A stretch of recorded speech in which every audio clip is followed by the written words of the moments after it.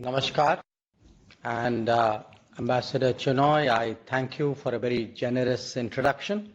Samir, always good to see you, and I must say at the outset that I too am more than a little disappointed that I cannot be with you physically. The think tanker in me wanted to be there, but the minister in me had to be in Parliament. So I think you can all understand which way the outcome went. But really, once again, my greetings, my good wishes to all of you. I'm so glad that you are visiting Mysuru. It's a place with which I myself earlier in my life have had some association, and I hope you do make the best of your stay. It's a great place. Now, let me say a few words about the G20 in a way from a T20 perspective. I think this is an occasion at this point of time. We are about a month away, a little more than a month away from the summit. And if I were to pick perhaps 4 points which I think are important at this moment, one would be really to highlight the importance of getting the G20 right, because the value of the G20 in today's international relations is really huge. I mean, it is all said and done the premier international gathering, and what we need to do is to ensure that it focuses on the right issues, and most important, after all the debates and discussions, that it comes up with an actionable consensus. So I would say that to me right now is the primary thought when I look at the G20. Now, the second point for your consideration is, you would all be familiar with this, which is really that the journey from the G7 to the G20 in many ways symbolizes the transformation of our era. It's a kind of rebalancing that the realization that the G7 by itself will not be sufficiently influential to deal with key global issues, that you needed a bigger buy-in. And you all know this was an outcome of the global financial crisis, 2008-2009. But I highlight the G7, G20 point also to underline that it's important that the G20 remain unified. That while there is a G7 within the G20, nevertheless, it's crucial that when it comes to the global challenges, we act like the G20, and that there is a open discussion among all members. I mean, whatever their other affiliations, to create really a unified approach to the crucial issues. The third point, and I think Ambassador Chinoy in a way anticipated me here by saying that the G20 is not the UN Security Council, but I make the point that the gridlock today in the UN Security Council and the UN system actually makes the G20 even more important than it would be otherwise. So that is not to say, I mean, peace and security issues have its place, but if you look in terms of overall global welfare, global good, I think the responsibilities on the G20 are perhaps a little bit heavier, precisely because today the UN Security Council finds itself in a way polarized and unable to come to a consensus on many, many issues. And my fourth point is, of course, a reminder of what is the mandate of the G20. And the mandate of the G20 is development and growth. And I make that point not because you are all unaware of it. You are, of course, extremely sensitive to it. But because if there is something today which is really under stress, it is development and growth. That large parts of the world today are following G20. They have a stake in G20. They would like to influence G20. There are countries outside the room, outside the table, and that is because they find their development and their growth today under jeopardy. And they would like G20 to do something about this. Now, having said that, I look at the world today, and obviously it's not an easy place.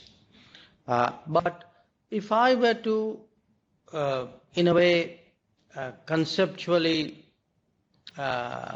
describe it, I would say the two big problems are, on the one hand, East-West divide, and on the other hand, a North-South gulf. And the two are not unrelated in a way to each other. Now, it's important for the G20, for the T20, that each of these is addressed, and that the two problems which have to some degree an interplay, that both of them are harmonized. And I think that's really quite a challenge, certainly a challenge for diplomacy, but I would argue even in the intellectual world, I think the East-West connect, the East-West today friction, I would say, and the North-South gaps. Now, in terms of the issues today before the G20, nothing I say would really be a surprise to you people. I mean, clearly, there are very deep concerns about fuel, about food, about fertilizers, concerns about, and a lot of these directly emanate from the Ukraine conflict.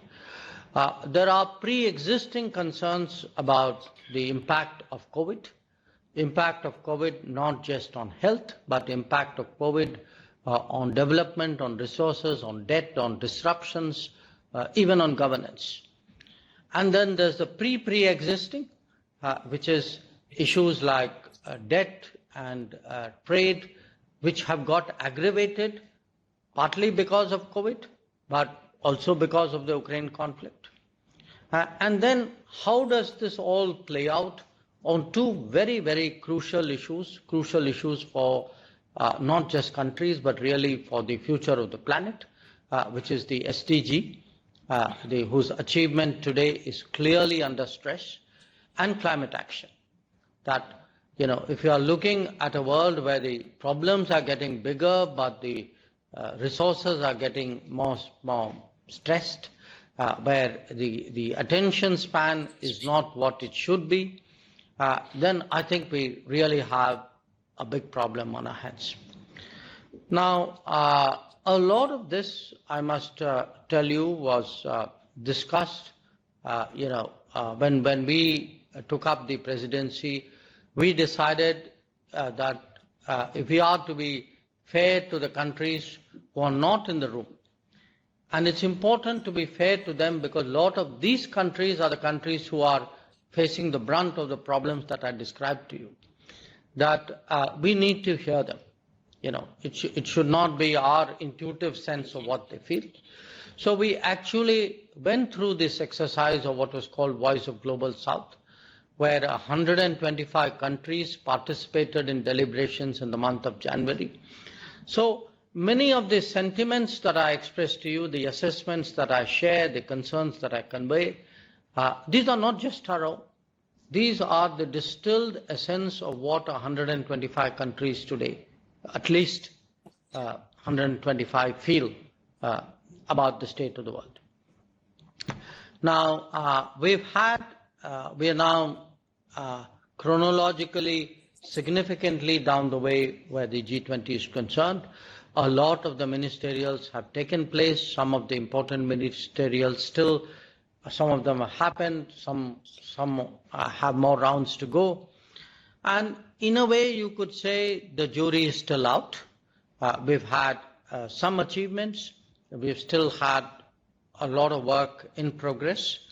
There is some which we hope will progress.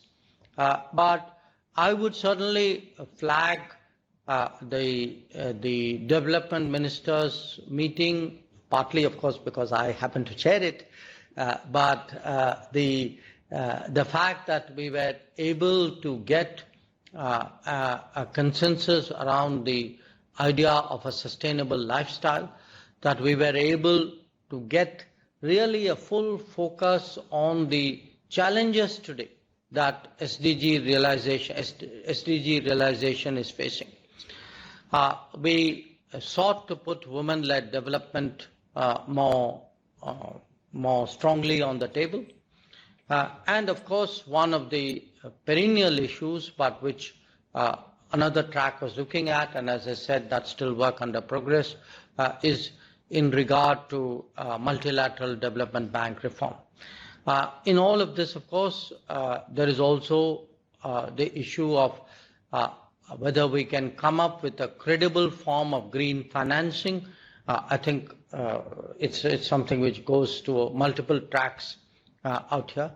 But I would really conclude by stressing that, it's important for the G20 to realize that what unites us today is more than what separates us. I'm not in denial of the fact that there are deep differences within the G20, but I do believe that there's a larger agenda to humanity, a larger agenda for the planet, and it's therefore absolutely vital that we find a common landing point when the summit takes place in September. We hope for a very substantive and for a very impactful summit. And in a way, your own experience would have showed you, we have tried to do in India the G20 a little bit differently. We have tried to make this much more connected with the people. We want our society really to use the G20 experience to become more global, to understand that the problems of the world in some ways are really indivisible, and at the same time it's our endeavor also to ensure that all those who come to India from G20, from the guest countries, from the international organizations, from other countries, that they have an opportunity to see the changes in India, because for us it's really been a truly transformational decade. I mean, the India that you see in 2023 is a very different India than what it was in 2014. And I hope that that's a takeaway that you will carry back in your baggage. So our effort is really to use the G20 to make the world ready for India and India ready for the world. But once again, I'm so happy to see you all, even if it is at a distance. Delighted to interact with you today, and I'm looking forward to the session. Thank you.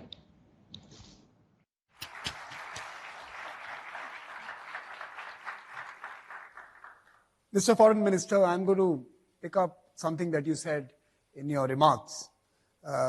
Some successes, some difficulties. You were very cryptic. What keeps you up at night? We are 5 weeks away. What keeps you up at night in terms of the progress of the presidency? I'm sure there's something that's troubling you. That's why you're not here with us. No, I'm not here with you only because I have a parliamentary duty. Otherwise, a T20 would have been irresistible. So there are, I assure you, no other problems other than the intricacies of Indian politics and Indian parliamentary democracy here. But your question, what keeps me awake at night? Look, I'm first tempted to give you a very flippant answer, that it's a mix of coffee and jet lag. But a serious answer would be that there are actually today, the more any of us travel around in the world, and the more, if your travels are sufficiently diverse, when we encounter societies where we can see today that their basic development has slowed up in the last few years, that, education, health, employment, all these are under stress. When we see the ravages of COVID, because COVID has been so massively scarring that it's really going to take us, it's going to take us years to come out of it fully, even materially, leave alone psychologically. So I would say, these multiple shocks which have come one on top of another, and the way the social fabric of societies are under stress, I think that worries me. It worries me because it will throw up challenges, it'll throw up challenges in politics, it'll throw up challenges systemically, and it's something which really we need to pay attention, and I fear we are not doing that, and that's really one of the things which worries me. Mr. Minister, you also mentioned in your address to us on peace and security. You spoke about peace and security, and you clearly did in some ways posit the role and objectives and missions of the G20 against those of other institutions. My question to you would be, has the European conflict changed the G20 forever? Is it going to fundamentally alter the mission, the design, and perhaps even the reason of existence of this grouping based on what has happened and unfolded in the last 14 months or so? Well, look, I want you to kind of roll this film back a bit, okay? Go back to 2008, 2009. The G20 started with a very narrow mandate. We were really in the midst of an enormous financial crisis. Question was, how do we deal with it? And then if you see year after year, one more layer was added on, something else came on, health came on, SDGs came on. So bit by bit, the G20 mandate has really broadened. It still stayed broadly within development and growth, but the mandate has broadened. Now, if you ask me, you mentioned Europe and you mentioned the conflict, okay, the Ukraine conflict. Look, I would in no way minimize the conflict or indeed underplay its implications for the international community. In fact, for the global order, in a way. I quite get it. My point would be that the G20 will have to take that into account. I don't think the G20 cannot be impervious to what is happening in the world. Okay, it cannot take a bureaucratic view. But the G20 still has a fundamental remit, and if you look at the fundamental remit, and I give you this as an example, to me, if you look at the COVID, the COVID, when they say it's once in a century, they're not. Don't take that literally. It is actually a once in a century event. It's been so catastrophic in a way. So, what I sense is that the G20, like any other grouping, will absorb the big global developments of its time, and there will not be a single one. There will be multiple ones, and with each one, the G20 will adjust. It will mutate.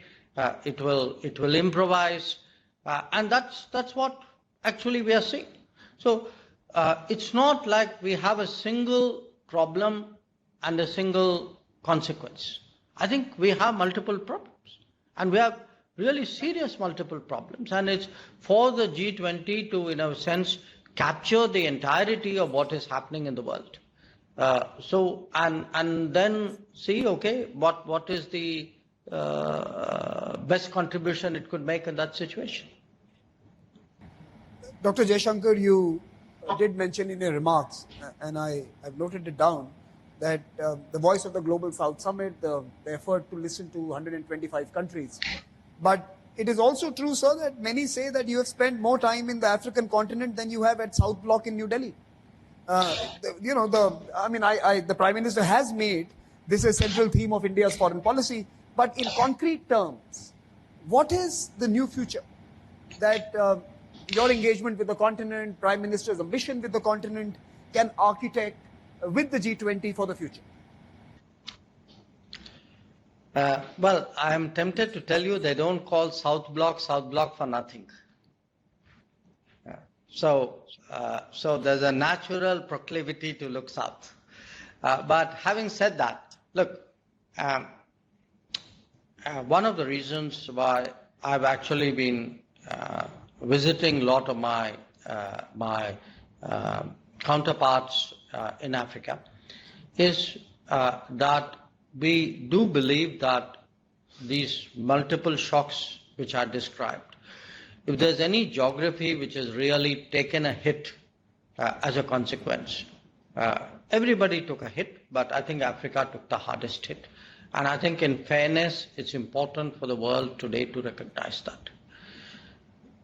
Secondly, it so happens, because that's the way the G20 ranking was in that particular year, the presence of Africa in the G20 itself is very limited. So we felt very strongly that it was important for Africa to have a stronger voice, a bigger presence in the G20. And indeed, that's one of the issues that we are vigorously championing.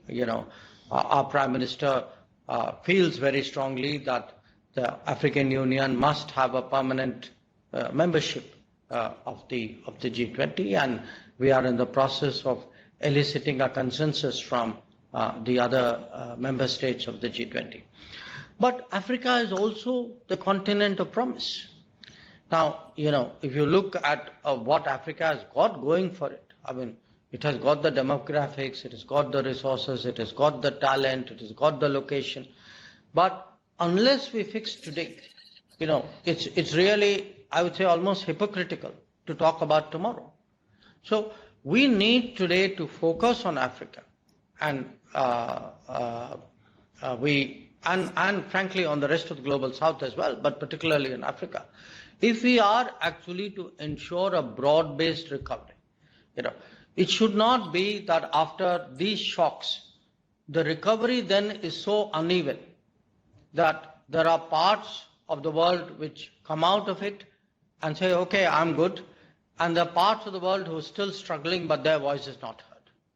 So it's, my visits are partly meant to highlight really how strongly we feel about Africa, why it's important to put African issues today on the G20 table, why it's necessary to have an African presence on the G20. So that's the answer. Stay with the Times of India for news breaks, analysis, interviews and events. We bring you stories from your neighborhood and from across the globe as well. Subscribe to our YouTube channel. Hit the like button and press the bell icon so you don't miss any of our videos.